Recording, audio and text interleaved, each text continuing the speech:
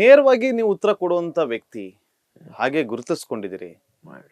ಆದ್ರೆ ತಂದೆ ವಿಚಾರದಲ್ಲಿ ಮೌನವಾಗೋದ್ರಾ ಅಂತ ನಾವು ಕೇಳ್ತಿಲ್ಲ. ಇವತ್ತು ಎಲ್ಲರೂ ಕೂಡ ಸಾರ್ವಜನಿಕ ವಲಯದಲ್ಲಿ ಪ್ರಶ್ನೆಗಳು ಕೇಳಿ ಬರ್ತಾ ಇದೆ. ನೋಡಿ ಇವ್ರೆ, ನಾನೇನು ನಿಮ್ಗೆ ಹೇಳ್ತಾ ಇದ್ದೀನಿ ಅಂದರೆ, ನನ್ನ ತಾಯಿಯವ್ರದ್ದು ಒಂದೇ ಒಂದು ಮಾತು, ನೋಡಪ್ಪ, ಇನ್ನೊಬ್ರಿಗೆ ನೋವು ಬರುವಂಥ ಕೆಲಸ ಯಾವತ್ತೂ ಮಾಡಬಾರ್ದು.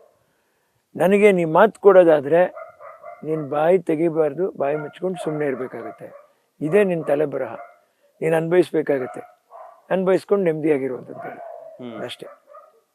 ಈಗ ಅನ್ಭೋಗಿಸ್ಕೊಂಬಂದ್ರ ಬಂದಲ್ಲಪ್ಪ, ಯಾರ್ಯಾರಿಗೂ ಹುಟ್ಟಿದವರು ಅಂತಾರೆ, ಇನ್ನೊಂದು ಹೇಳ್ತಾರೆ, ಮತ್ತೊಂದು ಹೇಳ್ತಾರೆ. ಏನು ಮಾಡಬೇಕು?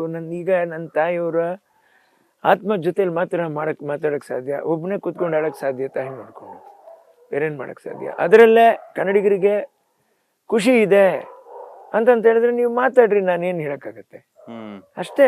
ಏನಿಲ್ಲ, ನಮ್ಮ ಉದ್ದೇಶ ಇಷ್ಟೇ. ನನ್ನ ತಾಯಿಯವ್ರು ಏನು ಹೇಳಿದ್ದಾರೆ, ಉಳಿದಿರೋ ಕೆಲಸ ನಾವು ಮಾಡಬೇಕು.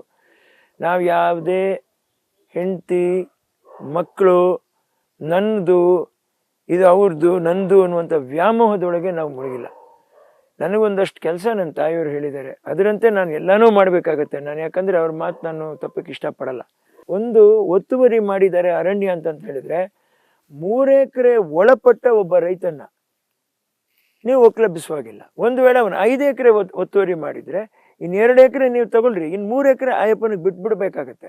ಅಂದರೆ ಆತನ ಸ್ವಂತಕ್ಕಲ್ಲ, ಒತ್ತುವರಿ ಮಾಡಿರೋದು ಸ್ವಂತಕ್ಕಲ್ಲ. ತಾನು ಏನಾದರೂ ಬೆಳಕು ಏನೋ ಮಾಡಿ ನನಗೆ ಸುಂಕ ಕೊಟ್ಬಿಟ್ಟು ತಾನು ಜೀವನ ಮಾಡಿ ತಲತಲಾಂತರ ಜೀವನ ಮಾಡೋದು ತಾನು ಮಾರ್ಕೊಳಕ್ಕಾಗಲ್ಲ. ಅರ್ಥ ಆಗ್ತಾ ಇದ್ರಾ ನಿಮಗೆ? ಈಗ ಅದರಲ್ಲಿ ಬೇರೆ ದುಷ್ಟ ಚಟುವಟಿಕೆ ಹೇಗಾಗುತ್ತೆ? ದುಷ್ಟ ಚಟುವಟಿಕೆ ಆದರೆ ನೀವೇ ಹೇಳ್ತಿರಲ್ಲ, ಏನಾದರೂ ಮಾತಾಡಿದ ತಕ್ಷಣ ನೋಡ್ರಿ ಅದು ಬೇರೆ ಡಿಪಾರ್ಟ್ಮೆಂಟ್ ಇಟ್ಬಿಟ್ಟು ತಪ್ಪು ಮಾಡಿದಾಗ ಅಲ್ಲಿ ದಂಡಿಸ್ರಿ ನೀವು. ಅದಕ್ಕೆ ಒಕ್ಲೆಬ್ಬಿಸ್ಬಿಟ್ರೆ ಬೆಂಕಿ ಇಟ್ಟಿದ್ದ ಕಾರಣ ಅದನ್ನ ಒಕ್ಲೆಬ್ಸೋದಕ್ಕೆ ಇಲ್ಲ ಅಲ್ಲಿ ಅದೇ ನನಗೆ ಅದೇ ಇಟ್ಟಿದ್ದೋ ಬೆಂಕಿ ಬಿತ್ತೋ ಇಟ್ಟಿದ್ದೇನೆ. ಅದು ಬೆಂಕಿ ಇಟ್ಟಿದ್ದೇನೆ. ಈಗ ಏನ್ ಮಾಡ್ತಾರೆ, ಸಿಗರೆಟ್ ಕುಡಿತೀವಿ ಅನ್ನೋ ನೆಪದಲ್ಲಿ ಹಾಕ್ತಾರೆ, ಬಟ್ ತೆಂಗಿನ ಮರದ ಸುಳಿವರೆಗೂ ಇಟ್ಬಿಟ್ರು ಇವ್ರೆ. ಅದು ಸೊಲ್ಯೂಷನ್ ಎಲ್ಲ ಇದು ಮಾಡಿ ಆ್ಯಡ್ ಮಾಡಿದ್ದಾರೆ.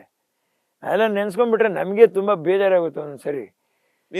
ಎಲ್ಲ ಏನಿಲ್ಲ, ನನ್ನ ಕಣ್ಣಾರ ನಾನು ನೋಡ್ರಿ, ನೋಡಿ ನಾನೇನು ಹೆದರ್ಕೊಳ್ಳಲ್ಲ. ವಿಷ್ಣುವರ್ಧನ್ ಅವರು ಒಂದು ಫಂಕ್ಷನ್ಗೆ ಹೋಗಿದ್ವಿ, ವಿಷ್ಣುವರ್ಧನ್ ಅವರು ಅಮ್ಮವರು ನಾನು.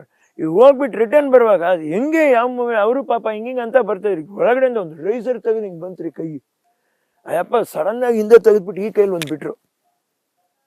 ಇದು ನಾನೇ ಹೇಳ್ತಾ ಇದ್ದೀನಿ, ದಯವಿಟ್ಟು ಯಾರು ಬೇಜಾರು ಮಾಡ್ಕೋಬಾರ್ದು.